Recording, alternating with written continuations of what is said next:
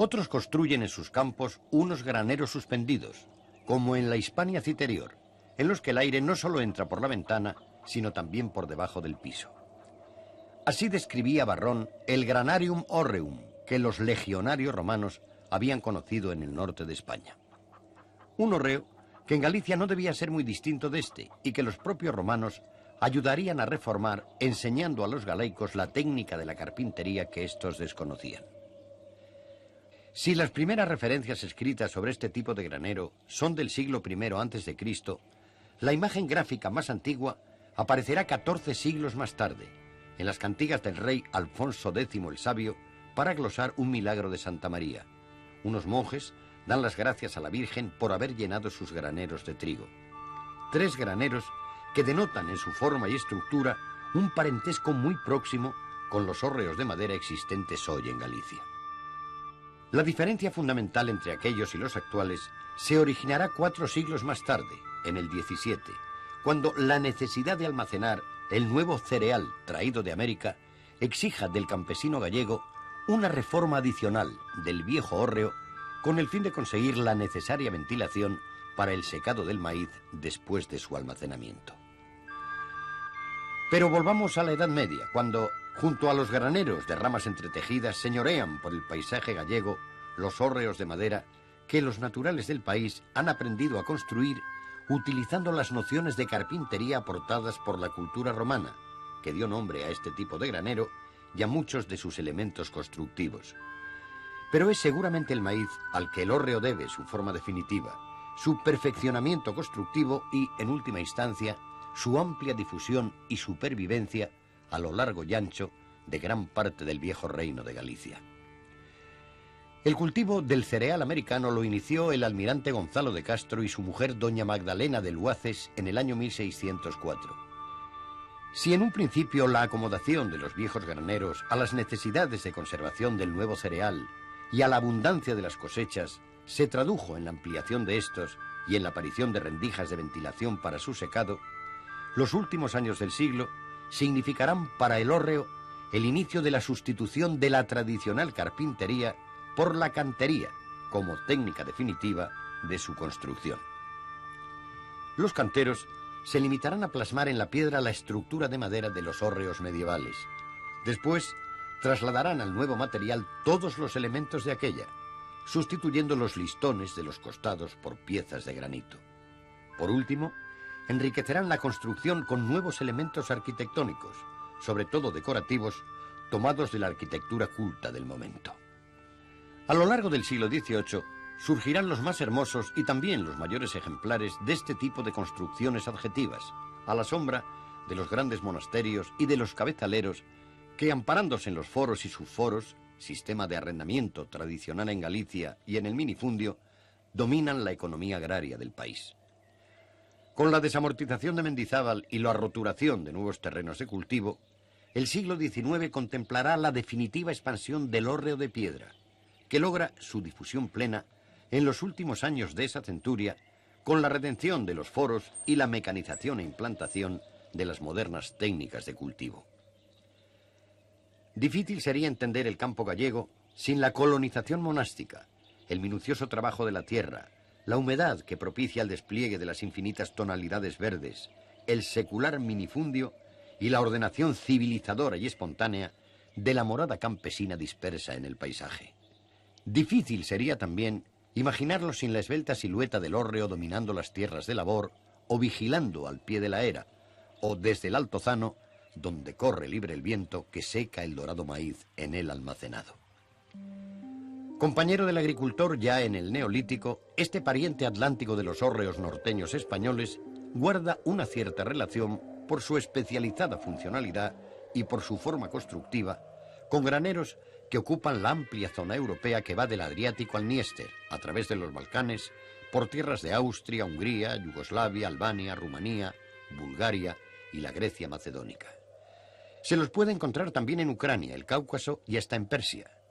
Pero es en el noroeste de la península ibérica, coincidiendo con la Galicia histórica, que se derramaba hasta el Navia por el este y hasta el Duero por el sur, donde el hórreo rectangular constituye, por la perfección de su forma y la densidad de su número, una de las más significativas aportaciones arquitectónicas a la hora de conformar el paisaje, así como un elemento peculiar de la geografía gallega. Ateniéndonos a los existentes en la actualidad, podemos intentar una somera clasificación tipológica, comenzando por el ejemplar más primitivo constructiva e históricamente, el cabazo. Su área de expansión se reduce a la cadena montañosa central y a pequeñas zonas de la provincia de Pontevedra, y aunque haya entrado en un proceso acelerado de desaparición, todavía se le puede encontrar en solitario o bien junto a otros tipos de hórreos con la función de conservar las mazorcas de peor calidad o el sobrante de la cosecha. La suspensión del cabazo, cuando existe, se compone de 4 pies formados por troncos o piezas de piedra de poca altura, muchas veces sin tornarratas. La cámara, de forma cilíndrica o troncocónica invertida, con un diámetro aproximado de 1,5 metros,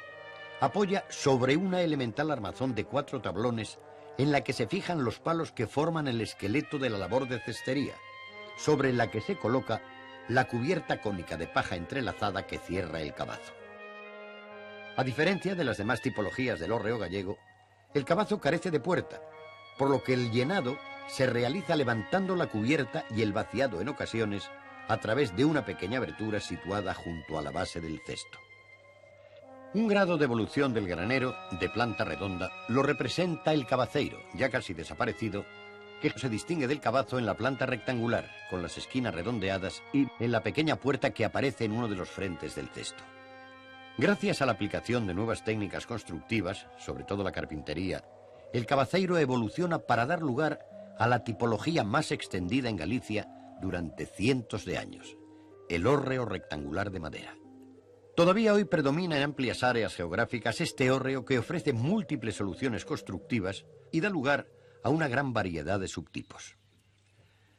El hórreo de madera suele ir unido a la escasez de piedra de buena calidad para la construcción, por lo que, excepto en la provincia de Pontevedra y parte de la de Orense, donde aparecen los pies derechos, la sustentación está constituida, en general, por muretes de mampostería, culminados por losas de pizarra o de granito, con la función de tornarratas. La cámara, totalmente de madera, es el elemento definitorio de esta tipología cuya armazón se compone de una base, grade, se llama en gallego, término de origen romano, formada por 4 vigas en las que se ensamblan el mismo número de columnas rematadas por dinteles. El cerramiento de los costales o laterales y los penales o frontales se resuelve mediante doelas y pontons, tablillas dispuestas horizontal y verticalmente que dejan entre sí ranuras para el paso del aire. Como soluciones especiales en la construcción de la cámara, conviene señalar la presencia de balconcillos sobre la puerta de acceso, conseguidos mediante la prolongación longitudinal del tejado, como en la zona lucense de Villalba. La cubierta a 2 aguas suele ser de teja o pizarra, alguna vez de colmo, y se caracteriza por la presencia de un alero de considerables dimensiones que protege a la cámara de la lluvia. La amplia gama de soluciones espaciales propia del hórreo de madera abarca, como límite y fundamento de las demás, la cámara alta y estrecha de la comarca coruñesa de las Mariñas y la baja y ancha de algunas comarcas de Pontevedra. En las montañas nororientales de la provincia de Lugo destaca la presencia del hórreo cuadrado, similar a los de la vecina Asturias. No se trata ya de una construcción especializada en la conservación y secado del maíz, sino que funciona como almacén de todo tipo de alimentos, preservados de la humedad en los 25 metros cuadrados de una cámara cuyo cerramiento de madera no lleva ranuras de ventilación. Bajo ella hallan cobijo la leña, el carro y los aperos de labranza. A lo largo del siglo XVII, el cultivo del maíz trajo consigo la sustitución de la madera por la piedra, que hace su aparición en la estructura de la cámara para dar lugar a la tipología más extendida desde entonces, el hórreo mixto. Los más hermosos ejemplares de este tipo son los que reflejan en la piedra la armazón de madera a la que vino a sustituir, conservando el cerramiento tradicional de tablillas que dejan entre sí ranuras de ventilación. La gama de subtipos va desde los que únicamente tienen los muros penales de piedra a los que ofrecen todo el armazón de cantería, abundantes en las zonas atlánticas ricas en granito. El máximo nivel de desarrollo constructivo y artístico logrado por la arquitectura popular gallega se encuentra en los hórreos de piedra, que hacen su aparición a partir del siglo XVIII con un área de influencia que se extiende a gran parte del litoral. En estas construcciones rústicas, afirma Frankowski, quizá las más curiosas de Galicia, a excepción de la puerta de madera, de la viga cumbrera y de las tablas de la cubierta para fijar las tejas, todo está hecho de piedra. La necesidad de una buena ventilación, indispensable para la curación del maíz, originó en ellas interesantísimas labores de cantería que imitan a la primitiva construcción de madera. La base de sustentación del hórreo de piedra permite agruparlos en dos grandes áreas. Al norte de Compostela suelen ser cepas, muretes transversales al eje de la cámara, y celeiros o muros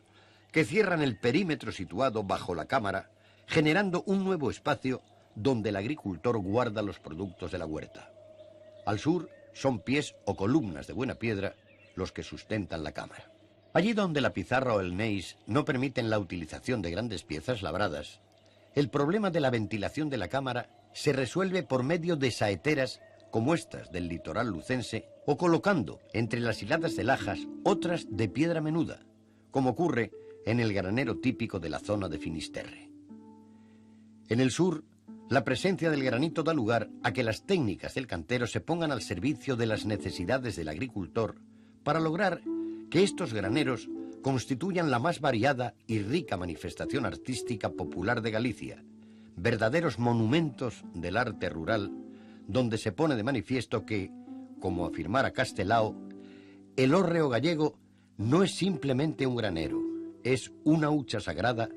que guarda el pan de todo el año.